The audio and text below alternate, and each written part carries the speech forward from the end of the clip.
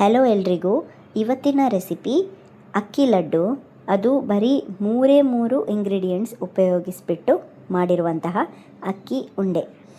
ಇದು ತುಂಬಾ ಟೇಸ್ಟ್ ಆಗುತ್ತೆ, ಸಾಫ್ಟ್ ಆಗುತ್ತೆ, ತುಂಬ ಜನಕ್ಕೆ ಗಟ್ಟಿ ಆಗ್ಬೋದು ಅಕ್ಕಿ ಉಂಡೆ. ಈ ಥರ ಮಾಡಿದರೆ ಏನೂ ಗಟ್ಟಿ ಆಗಲ್ಲ, ಸಾಫ್ಟಾಗಿ ಬರುತ್ತೆ.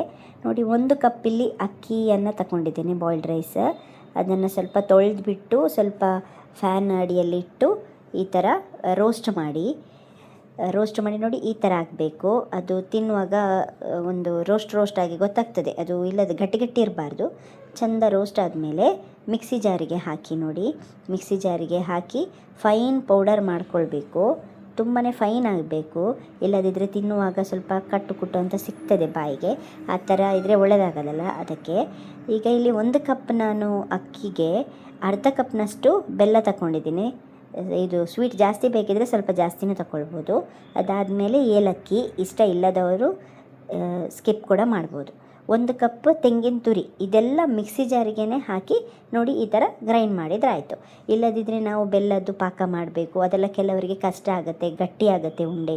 ಈ ಥರ ಮಾಡಿದರೆ ಏನೂ ಗಟ್ಟಿ ಆಗಲ್ಲ, ಸಾಫ್ಟಾಗೇ ಬರುತ್ತೆ ನಿಮಗೆ. ನೋಡಿ, ತುಂಬ ಸಾಫ್ಟ್ ಆಗುತ್ತೆ.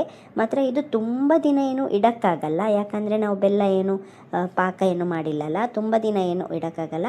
ಅರ್ಜೆಂಟ್ ಬೇಕಿದ್ರೆ ಯಾರಾದರೂ ನೆಂಟರು ಬಂದ್ರೆ ಅಥವಾ ನಿಮಗೆ ತಿನ್ನೋದಕ್ಕೆ ಅರ್ಜೆಂಟಿಗೆ ಆಸೆ ಆಯಿತಾ, ಆಗ ನೀವು ಮಾಡಿಬಿಟ್ಟು ತಿನ್ಬೋದು, ಮಕ್ಕಳಿಗೂ ಕೊಡ್ಬೋದು. ತುಂಬಾ ಒಳ್ಳೆಯದಲ್ವ ದೇಹಕ್ಕೆ.